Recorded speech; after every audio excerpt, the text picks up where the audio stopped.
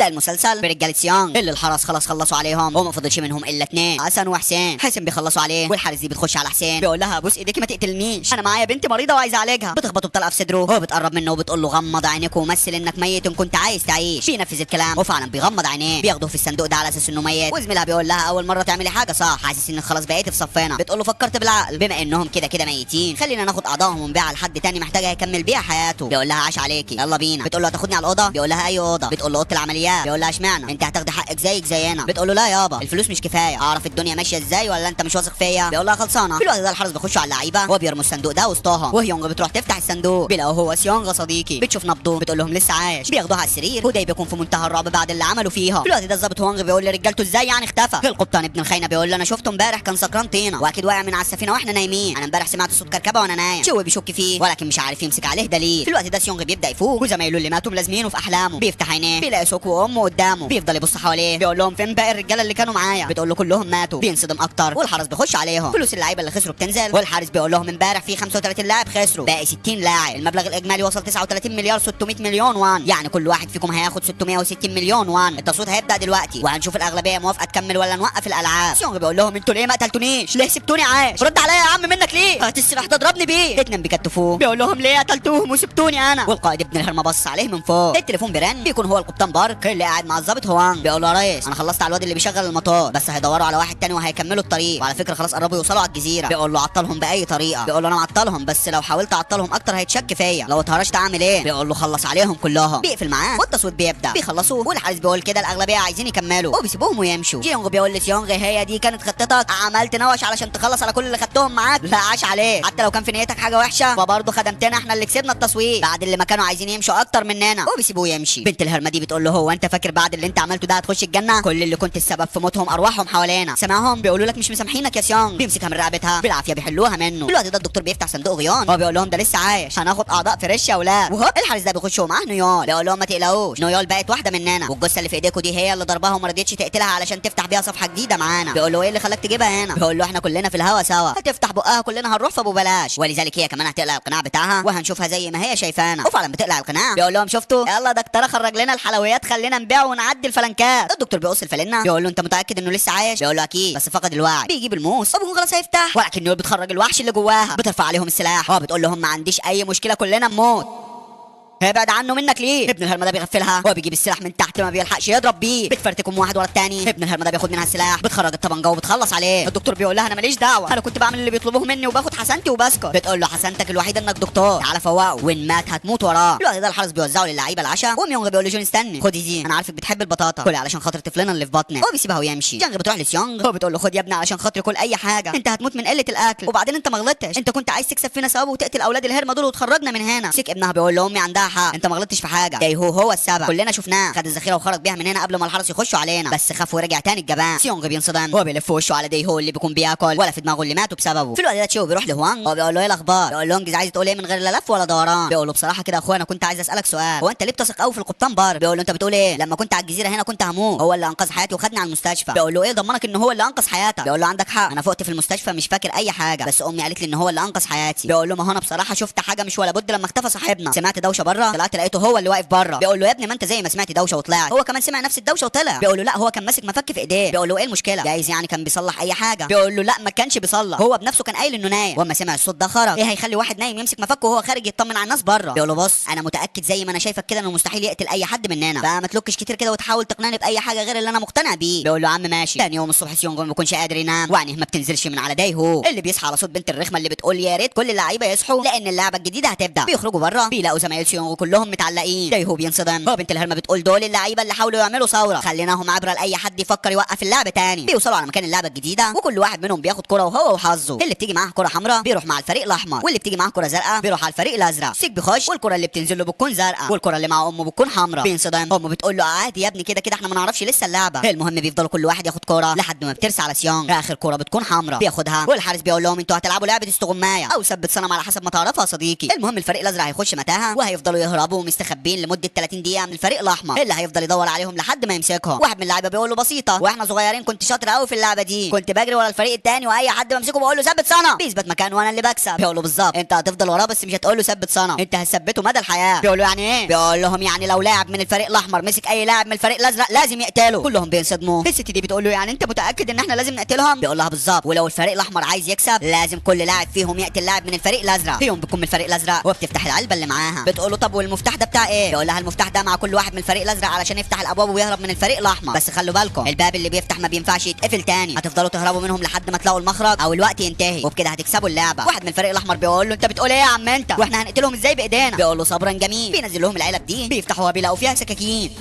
بيفرحوا قوي. والحارس بيقول لهم ممنوع الفريق الاحمر يضرب اي حد من الفريق الاحمر هيخسر. كده كل حاجه بقت واضحه والفريقين متكافئين، هنديكم وقت تفكروا مع بعض، اي حد عايز يبدل مع الفريق الثاني يبدل، اهم حاجه بالحب من غير مشاكل. سيونغ بيرفع السكين وعينيه ما بتنزلش من على ديهو اللي بيكون في منتهى الرعب منه. في الوقت ده الظابط هوانغ بينزل يريح هو ورجالته وبيكون خلاص ماشي، ولكن شو بيتصل بيه وبيقول له بص روح انت وانا هدور على حاجه هنا وهاجي وراه. بيقول له برضه لسه شاك في القبطان بره. بيقول له معلش سيبنا حاول. في الوقت ده ميونغ بيروح لجون هي، هو بيقول لها خد اللبس الازرق والمفتاح واديني السكينه دي ولبسه، مش هتعرفي تقتلي اي حد. بتقول له مالكش دعوه. بيقول لها استني بس، انا عارف انك مش هتعرفي تاذي اي حد، هاتي السكين دي ما تكبريش، خلاص اللعبه هتبدا وانا هقتل واحد وهدور عليكي لحد ما الاقيكي وهحميكي. بتقول له انت كداب مش هتيجي، استنيتك قبل كده وما جاتش. بيقول لها اقسم لك هاجي، هقتل واحد وهدور عليكي لحد ما الاقيكي، اهم حاجه تخلي بالك من نفسك. بتقول له هو انت من امتى بقيت كده؟ ازاي عايز تقتل في الناس؟ بيقول لها مستعد اقتل اي حد علشانك وعلشان طفلنا اللي في بطنك. بوسوك بيقول لامه خلاص بقى يا اما اديني السكين دي، انت ما كنتش بتعرفي تذبحي فرخه في البيت. بتقول له لا ما انا هبدل مع حد تاني ونستخبى انا وانت سوا. بيقول لها مش هينفع، انا وانت هنفضل نشد في بعض وخايفين على بعض لحد ما واحد فينا هيتقتل، احسن حاجه خلي كل واحد مننا في فريق مختلف. بتقول له ولا هو انت ليه محسسني انك مختار كوكلي؟ ده انت بالعافيه قد بتمشي، فاكر لما كانوا العيال بيضربوك في الشارع وانت كنت قد الشحط مش عارف تاخد حقك؟ بيقول لها ما خلاص بقى يا اما هاتي لبسك خلاص اللعبه هتبدا. وسيونغ قاعد عينيه مش نازله من على ديهو اللي بيقول للست دي ابوس ايديك انا هحميكي لحد ما اللعبه تخلص، هاتي السكينه واللبس بتاعك. بتقول له لا. بيغضب وبيبص على سيونغ بيلاقيه مش راضي ينزل عينيه من عليه. بيروح له هو بيقول له في يا عم انت من ساعه ما حصل اللي حصل وانت مش منزل عينيك من عليا، هو انت فاكرنا احنا قدهم؟ لا هم اقوى مننا بكتير، لو جبت لك الذخيره كان زماننا ميتين، رد عليا قول اي حاجه. الحارس بيرفع عليه سلاح هو بيقول له احنا قلنا بالحب. الحارس بيقول لهم خلاص اللعبه هتبدا، وفعلا اللعبه بتبدا. وسوك بيقول لهم خلاص ياما ما تخافيش عليا، انا هقتل اي حد وهدور عليكي واحميكي، خلي بالك من نفسك لحد ما اجيلك. بتقول له ما تخافش عليا ولا انا معايا سلاح احتياطي في التوكه اللي في شعري دي. ما انا ما قلتلكش التوكه اللي في شعري دي عباره عن سلاح، لو اي حد وصلني هخلص عليه. وجون هي بتروح لميونغ وبتدي له السكينه واللبس بتاعها. بتقول له هستناه وبتسيبه وتمشي. الفريق الازرق بيخش المتاهه وجونغ بيقول لهم اسمعوني كويس، خلي كل واحد منا يروح في مكان واللي يلاقي المخرج يقول للباقي يلا كل واحد منا يروح في حته. كل واحد منهم بيروح في اتجاه، وابن الهربه ده بيقول لميونغ ايه رايك انا وانت نبقى في فريق واحد؟ في الوقت ده حبيبته جون هي ما بتكونش قادره تتحرك من الحمل وجونغ بتروح لها جاري. بتقول لها انت كويسه يا بنتي؟ هيوم بتقول لهم تعالوا معايا انا هخلي بالي منكم. بتاخدهم معاها والحارس بيقول للفريق الاحمر يلا خشوا المتاهه. سيونغ بيقول كان غلطك يا جبان وبيخش وراهم. كل واحد منهم بيجهز سكينته وهو بيروح في اتجاه مختلف. ميونغ بيقول للي معاه انت بتاخد ايه؟ بيقول له دي حاجه كده بتقويني، تاخد واحده؟ بيقول له لا ويلا انجز. بيقول له انا اسمي نامسو، فرحت قوي لما قتلت اللي اسمه سانوس ده، يلا بينا يا وحش علشان نخلص على كل اللي هنا. الناحيه الثانيه كل واحد من الفريق الاحمر بيدور على واحد يقتله من الفريق الازرق، وسيونغ كل اللي في دماغه دايهو. جيونغ بيفتح الباب ده وبيخش فيه، بيروح على الباب الثاني بيلاقي فتحه المفتاح مختلفه وواحد ثاني بيجي وراه. بيقول له خضتني يا عم، فاكرك واحد من الفريق الاحمر، وريني المفتاح اللي معاك لان المفتاح اللي معايا مش راضي يفتح. بيقول له اوعى كده، بيحط المفتاح بتاعه وفعلا الباب بيفتح. في الوقت ده هيون بتفضل ماشيه لحد ما بتلاقي الباب ده قدامها، بتحط المفتاح بتاعها ولكن المفتاح بتاعها بيكون دايره والباب عايز مفتاح مثلث. بتقول لهم وروني كده المفاتيح بتاعتكم. بتشوف مفتاح جون هي، بتقول لها هو ده هاتيه. بتفتح بيه، بتخش جوه بتلاقيه مربع. بتقول لجانغ هاتي كده المفتاح بتاعك انت كمان. بتاخد المفتاح وبتفتح بيه. في الوقت ده جونغ بيفضل يدور على ديهو والقائد ابن الهرمه شايفهم من الشاشه قريبين من بعض، وفعلا سيونغ بيشوفه وبياخدها جري وراه. بيكون خلاص يفتح الباب ده ولكن بيلاقي الباب منور. سيونغ بيمسكه ولكن ما بيكونش هو اصلا صديقي، بيسيبه يمشي وسبحان الله هو فعلا بيهرب منه ولكن في الدور اللي تحت. في الوقت ده ميونغ ونام بيلاقوا واحد من الفريق الازرق بيقول له روح انت من الناحيه الثانيه. بياخدوها جري وراه والواد حب تاني بيفتح اول باب ولكن ما بيعرفش يفتح الثاني. بيقول لميونغ خش عليا يلا. بيخش عليه ولكن بيلف الناحيه الثانيه. بيكون خلاص هيهرب ولكن بيلاقي نام في وشه. بياخده بينزل بيه على الارض. نام بيقول لميونغ انت بتعمل ايه؟ اضربه يا عم. بيضربه في جنبه بيترمي بعيد عنهم. نام بيكون خلاص هيخلص عليه ولكن ميونغ بيقول له استنى حبيبي. بيقول له في ايه؟ بيقول له ان انت قتلته، هتسيبني لوحدي وانا لقيت واحد يا ما لقيتش. بيقول له عيب عليه مش هسيبك لوحدك. بيقول له انا ايه اللي يضمن لي حقي؟ بيقول له العمل. بيقول له اقول لك انا وانت في نفس الوقت هنخلص عليه وبكده كل واحد فينا هيتحسب له نص جثه. بيقول له فكره حلوه وفعلا هما الاثنين في وقت واحد بيخلصوا عليه. في الوقت ده هم بتفضل ماشيه هي واللي معاها وهوب واحد من الفريق الاحمر بيقفشهم بياخدها جري وراهم. وميسو بيلاقي سلسله نام بيفتحها بيلاقي فيها الشيكابون بتاعه بياكل واحده وهم بتفضل تسند في اللي معاها بالعافيه وبيكون خلاص هيخشوا جوه ولكن البنت الحامل بتتكعبل رجليها بتتكسر بتنزل متدحرجه على السلم وهم بتنزل وراها. وابن الهرمه ده بيقول لها ابعدي عنهم انا هقتل البنت الغلبانه دي جوه ما دخلك شر او سيبي لي الست الخرفانه الكبيره دي. بتدخل المفاتيح جوه ويا ريتني كنت مفتاح يا صديقي. بيخش عليها بتلفه هي واحده في الثانيه بتجيبه على الارض بتاخد منه السكين هو بيخلص عليه بكل ذكاء. الناحيه الثانيه جونج بيكون معاه الواد الغلبان ده ويا حبيتها اني مديله الامان وهوب واحد من الفريق الاحمر بيقفشهم. ابن الهرمه بيرمي اللي معاه وبيقفل عليهم الباب. في الوقت ده نوم يونج بيلاقي واحد تاني بلا رحمه هما الاثنين بيخلصوا عليه. الحارس بتقول اللاعب رقم 124 كسب واللاعب 133 كسب. جونهي بتسمع وبتقول كسب. جونج بتقول لها مين اللي كسب؟ بتقول لها حبيبي قال لي لو كسب هيدور عليا ويحميني. هيوم بتقول لها فكك منه. بتقول لها لا هيجي انا واثقه فيه. بتقول لها طب يلا بينا مش هينفع نقف هنا. في الوقت ده نام بيقول له انت بتدور على مين يا عمها؟ في حد معين عايز تقتله؟ بيقول له بدور على حد كده. بيقول له اه الحرموشه اللي انت بتحبها؟ بيقول له لو غلطت فيها تاني هخلص عليه. بيقول له يا عم انا بهزر معاه بس عايز اضيف لك فكره جديده لو بتحبها بجد هتنفذ. ايه رايك نفضل ندور على كل الفريق الازرق واللي قابلنا نخلص عليه وبكده اللعيبه هيخلصوا بسرعه واحنا هناخد الفلوس ونمشي. الفكره بتعجبه وسيونغ لسه برضه بيدور على دايهو. يا دوب بلف بيجي جري لان في واحد بياخدها جري وراه بيعوره في رجليه على السلم وبيكون خلاص هيقتله ولكن بيزق على السلم السكينه بتخش فيه بتنهيه. بياخد السكينه معاه هو بيروح يستخبى من سيونغ. في الوقت ده جونهي بتقعد على جنب هو بتقول لهم انا مش قادره اكمل انا هقعد هنا استنى حبيبي امشوا انتوا. جانغ بتقول لهيون خلاص يا بنتي روح انت وسيبينا احنا تقلنا عليكي قوي انا وهي هنقعد هنا واحنا ونصيبنا. هيون بتبص على الساعه بتلاقي لسه فاضل اكتر من ربع ساعه. بتبص تحت جونهي بتلاقي ميه الولاده نازله. وسوك اخيرا بيلاقي واحد من الفريق الازرق مصاب جاي له على الطبطبه ولكن برضه الواد بيخاف منه بيجمد قلبه علشان يقتله ولكن ابن الهرمه بيلف الناحيه الثانيه وما بيعرفش يعمل معاه اي حاجه. وهوب اللاعب 203 بيجي ياخده منه على الجاهز. في الوقت ده سيونغ بيلاقي بنت الهرمه اللي قالت له انت السبب ومسحت بيه الارض وهو متسلسل. بتقول له هو انت عايز تعمل ايه؟ هو انت فاكر انك تعرف تعمل معايا اي حاجه؟ انت خنتريش على ما فيش يالا. استنى بس انا بهزر معاه. انت بتدور على الواد اللي اسمه دايهو صح؟ هو اصلا السبب في كل اللي انت فيه دلوقتي. الواد ده متعور وسايب دم اثر وراه هتعرف توصل له. انا لسه شايفاها بره روح وراه. بيسيبها وفعلا بيروح وراه وهي بتخش الاوضه دي بتلاقي باب مكتوب عليه المخرج. بتفرح قوي وبتحط المفتاح ولكن بتلاقي الباب فيه 3 فتحات ل3 مفاتيح.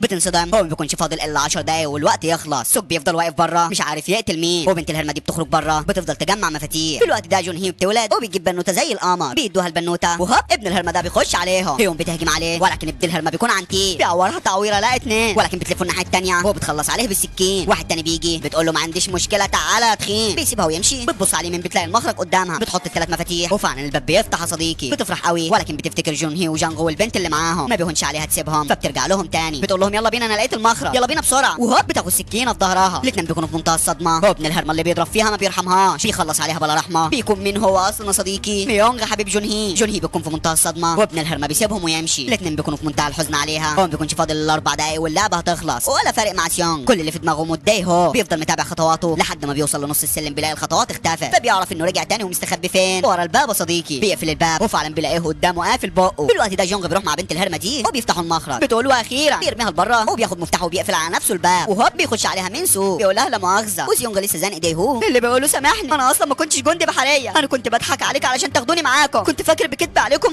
هتاخدوني معاكم علشان اعيش. صدقوني انا كنت هجيب الذخيره بس مره واحده خاف اعصابي سابت ما عرفتش الم نفسي رجعت تاني. بيقول له يعني فشلنا كان بسببك انت. بيقول له بوس ايدك سامحني انا هبقى كلب تحت رجليه. وهوب بيخرج السكينه من جوه وبيهجم عليه. ما بيكونش فاضل غير دقيقتين ومن سوق بيقول لبنت الهرمه دي ما اعرفش ازاي قتلوها وانا ما عرفتش ادافع عنها. الحبايه اللي واخدها بتعمل معاه شغل وبيتخيلها قدامه نمسو بيخلص عليها وبيرميها على الارض بيتخيلها سي ام بينصدم وبيقعد على جنب يعيط. جانغو وجونهي بيوصلوا عند المخرج وفعلا بيفتحوا الباب وهوب بيلاقوا من وراهم سوك ابنها. امه بتروح له جري وبتقول له ارجع يلا هي بتلمس شعره منها. بيقول لها ابعدي يا اما ابعدي انا خلاص هموت ما قدرتش اقتل حد بره. بتقول له خلاص اقتلنا انا وخد جونهي والطفله اللي معاها وامشي. في الوقت ده سيونغ بيبعد ديه هو عنه اللي بيكون خلاص هيقتله ولكن بيلف الناحيه الثانيه وبيقفش في رقبته ما بيسيبوش الا وهي طالعه روحه والقائد بيكون مركز معاه. في الوقت ده سوك بيقول لامه مش هقدر يا اما اقتلك. بتقول له لا هتقدر يلا هو انا مجهزه لك كل حاجه. جونهي بتتسحب وبتفتح الباب ولكن سوك بيبعد امه هو بيروح جري عليها بيشوف بنتها على ايديها بيقول لها بجد انا اسف ابوه خلاص هينهيها ولكن بياخد طعنه في ظهره بترجعه. بيكون من مين؟ هي الحاجه فواكه يا صديقي. الوقت بيخلص والحرس بيخشوا يصفوه بلا رحمه بيخلصوا على اي واحد ما قتلش اي حد من الفريق الازرق. وميونغ بيفضل مستني جونهي في العنبر على نار. نام بيقول له يا اسطى ما شفتش الصليب بتاعي؟ بيقول له لا. بيقول له دور في جيوبك. بيقول له يا عم ما شفتش. بيقول له نهار اسود انا من غير الصليب ده مش هعرف اعمل اي حاجه. بيروح جري للحارس هو بيقول له انا نسيت حاجه جوه يا ريت تسيبني اخش ادور عليها. بيقول له ارجع على ممنوع. والصليب يا صديقي بيكون مع مين؟ مع مين سو. جانغو وجونهي بيخشوا وميونغ بيقول لها انت كويسه؟ بتقول له بعد اذنك ابعد عني. بيقول له ربنا ما كنت اعرف انها معاكم. بتسيبه وتمشي والحارس بيخش عليهم. الحارس بيقول لهم مبروك على مكسبكم في اللعبه خسر 35 لاعب وباقي 25 لاعب والفلوس اللي في الحصاله بقت 43 مليار وان يعني كل واحد فيكم 750 مليون وان. هنبدا تصويت ونشوف الاغلبيه عايزه تكمل ولا لا. جانج بتروح للعيبه وبتقول لهم علشان خاطر الطفله اللي معانا دي كفايه. بلاش نكمل في حاجه صدقوني كلنا خسرانين فيها. خلاص سيبوا الست دي وبنتها يمشوا من هنا. محدش بيسمع لها وسيونغ بيكون في حاله لا يحسد عليها. بيكملوا تصويت وطبعا الاغلبيه بتكون عايزه تكمل يا صديقي. مؤسسين اللعبه الكبار بيوصلوا المكان والقائد بيستقبلهم احسن استقبال. في الوقت ده ظابط هونج بيكون خلاص قرب يوصل المكان وفعلا بيوصل الجزيره. هو بيطلع فوق وبيبدا يفتكر اللي حصل له في الاماكن دي. بيروح عند المكان اللي القائد اخوه ضربه فيه ونزل تحت في الميه، ولكن ما بيقدرش يفتكر فين مكان الالعاب دي بالظبط. في الوقت ده جانج بتروح تطمن على الطفله وبتسيبها وبتروح لسيونغ بتقول له لسه حاسس بالذنب؟ لو في حد المفروض يحس بالذنب فهو احنا اللي غلطنا لما ما سمعناش كلامك. انا هنا شفت عجائب الدنيا وعارفه ان نهايتها موت، علشان كده جيت لك هنا وليا عندك طلب واحد. الطفله دي امانه في رقبتك، طفله ضعيفه ما فيش حد من الكلاب دول هيرحمها. ابوس ايديك خلي بالك منها. في الوقت ده تشو بيوصل عند بيت القبطان بارد. هو بمجرد ما بيقرب من الباب بيلاقي ابن الهرمه مربي كلب في بيته. بيخش جوه اكتر. هو بيفضل يدور على اي دليل. ثاني يوم الحرس بيخشوا بصناديق. الكل بيصحى من النوم مخضوض بما فيهم سيونغ صديقي. مش عارفين مين اللي مات. بتكون هي جانج ام سي عملتها بدل ما حد يعملها فيها. جون هي بتفضل تعيط وبتعرف ان هي وبنتها خلاص ميتين. في الوقت ده تشو بيكون في بيت بارد وبيلاقي صوره هو وكل زمايله. بيشك فيهم كلهم لحد ما بيوصل لصورته هو ابن الهرمه اللي بيشد الناس للالعاب دي. وهو بيلاقي الكلب فك نفسه وجاي عليه بيهجم عليه فبيخرج الطبنجه وبيعملها فيه. في الوقت ده الحرس بيخشوا على اللعيبه بيقول لهم اللعبه الخامسه هتبدا استعدوا. بيخرجوا كلهم في الصاله وسيونغ بيبص على جون هي وهي شايله بنتها ورجليها مكسوره مش عارفه هتعمل بيها ايه. في الوقت ده تشو بيخرج بره على الجنينه بيفضل يدور اكتر لحد ما بيلاقي الزير ده مليان فلوس ملاش اول من اخر. بيدور اكتر بيلاقي لبس بار بينصدم. هو بيتاكد مليار في الميه ان القبطان بارك تبعهم. في الوقت ده اللعيبه بيخرجوا على اللعبه الجديده وسيونغ بيقول له جون هي هات البنت دي ما تخافيش عليها، انا هعمل المستحيل علشان اكسب بيها، خلي بالك من نفسك، هاتي وعدي مني ما فيش اي حاجه هتاذيها. بتديها له يونغ بيبص عليهم من بعيد وبيسيبهم ويمشي. هم مولين اللعبه بيقعدوا قدام الشاشه ومستنيين يشوفوا ايه اللي هيحصل. اللعيبه بيخشوا على اللعبه اللي بتكون هي ايه نط الحبل صديقي. الحارس بيقول لهم مهمتكم تنطوا الحبل وانتوا بتعدوا على الجسر الناحيه الثانيه واللي هيعدي الناحيه الثانيه هو اللي هيكسب. سيونغ بيروح لجون هي هو بيقول لها وريني رجلك. بيلاقيها منفوخه والكسر مخليها مش قادره تتحرك. الحارس بيقول لهم قدامكم 20 دقيقه واللي هيفضل مكانه هيخسر. اللعبه بتبدا وكلهم بيتدربوا ومحدش راضي يتحرك. ينسو بيبص في الصليب بيلاقي اخر واحده شوكولاته فيه. بيقفل الصليب وسيونغ بيقول لها ما تقلقيش انا هعدي بيكي. بتقول له طيب والبنت؟ بيقول لها اللعبه هتخلص بعد 20 دقيقه خليها هنا ما تخافيش عليها. الحارس بيقول له ممنوع لازم تعدي الناحيه الثانيه. بيقول له انت جنان دي طفله. بيقول له هنا ما فيش اطفال كل اللي في المكان لعيبه وبس. بيقول له دي هتعدي ازاي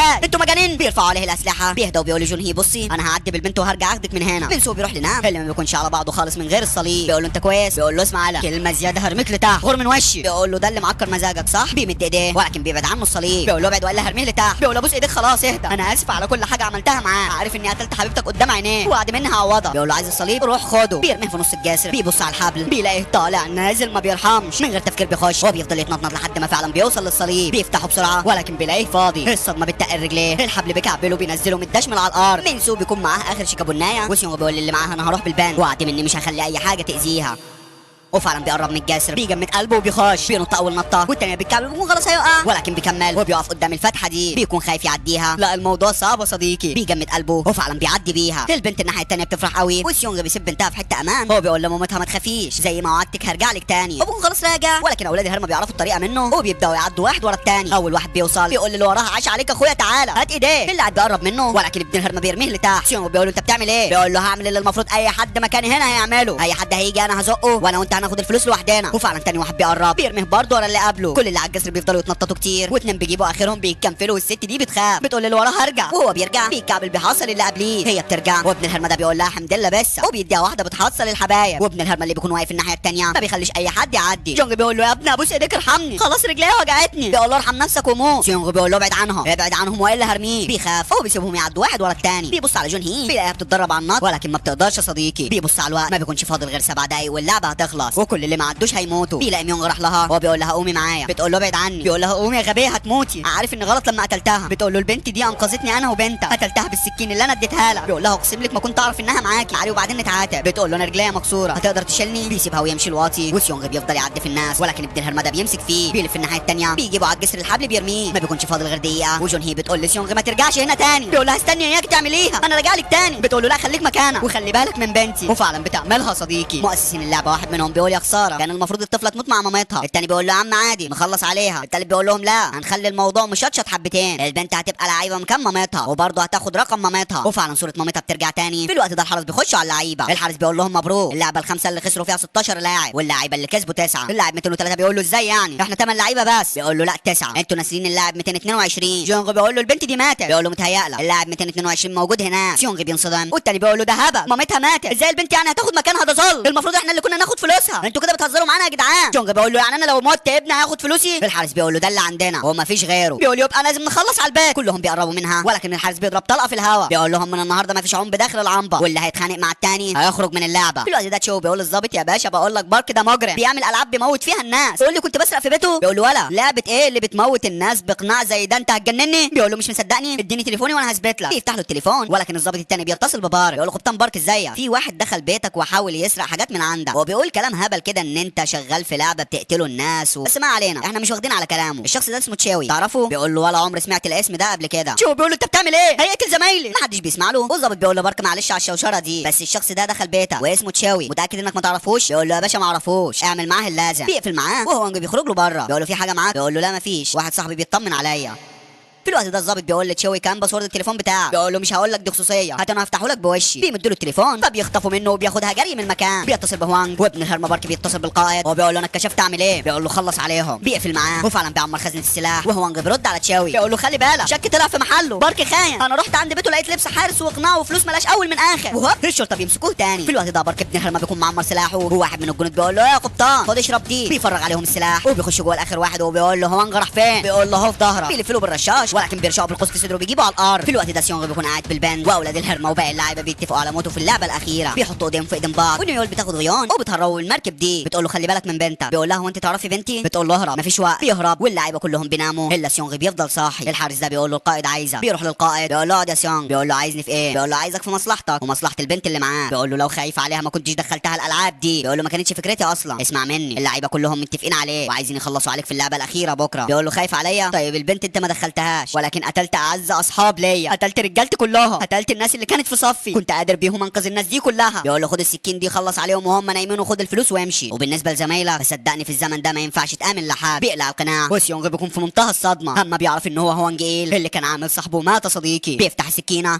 خلاص هيقتله ولكن بيقف. بيقول له وقفت ليه؟ اقتلني بس صدقني الالعاب دي مش هتقف هموت انا هيجيبوا حد غيري وهيكملوا. اسمع منه خد السكينه دي وروح خلص على اللعيبه وهم نايمين قبل ما يصحوا لانهم لو صحيوا هيخلصوا عليك بكره انت والبان. بيسيبوه يمشي وفعلا بيروح على اول واحد من اللعيبه ويونغ ايل بيكون بص عليه من فوق. سيونغ بيكون خلاص هيقتله ولكن ما بيقدرش وبيرجع تاني على فرشته. وفعلا تاني يوم اللعبه الاخيره بتبدا وكلهم بيتحركوا على صاله الالعاب. دلوقتي ده رئيس الحرس بيعرف ان نويول هربت واحد من اللعيبه بره الجزيره. بيخرج بره بيلاقيها رفع السلاح في وشه. بيقول لها مين اللي انت عملتي ده كله علشانه؟ بتقول له من غير لك كتير تمسح لي سجلات اللاعب ده واي فيديوهات ظهر فيها هنا. وفعلا بيروح قدامها وبيمسح فيديوهاته كلها. بتكون خلاص اتخلص عليه. بيقول لها استني في مخزن ورق فيه ملفات اللعيبه لو عايزه تخفي اللاعب ده خالص من هنا وكانه ما جاش لازم تحرق الملف بتاعه علشان ما حدش يقدر يوصل له تاني ومحدش بيعرف يخش المكان ده غيري انا والقائد الاعلى. وفعلا بيروح قدامها وهم في الاسانسير. ابن الغداره بيلف عليها بيضربوا بالسلاح ولكن بيبعدوا عنها. بينزلوا تخبط في بعض واللعيبه بيوصلوا على صاله اللعبه الجديده والاثنين في الاسانسير الناحيه الثانيه بيكونوا مكسرين عظم بعض ولكن ابن الهرمه بيكون شديد عليها بيكسر عظمها وبياخدها لبره. الاسانسير بيقفل على السلاح وابن الهرمه بيجيبها على الارض بيشيل من على وشها القناع وبيقول لها مين ده اللي انت عملتي ده كله علشانه؟ بتقول له الراجل ده لو مات بنته هتموت من غيره. بيقول لها يا سلام يعني انت عامله ده كله علشان تنقذي بنت واحد انت ما تعرفيهوش اصلا؟ بتقول له ابوس ايدك سيبه يروح لبنته. بيقول لها سيبه. بتحاول معاه تاني ولكن المره دي ابن الهرمه بيأذيها. بيندهوا عليه في الجهاز بيروح يتكلم معاهم وهي بتحاول تهرب على الاسانسير. بيقول لها شايفه هتهربي على فين؟ الاسانسير ده كبير ويوصلك لرجالتي اللي هيخلصوا برضه عليكي. في الاسانسير بيفتح بيشوف السلاح قدامه بيروح جري عليها بالسكين وبيكون خلاص هينهيها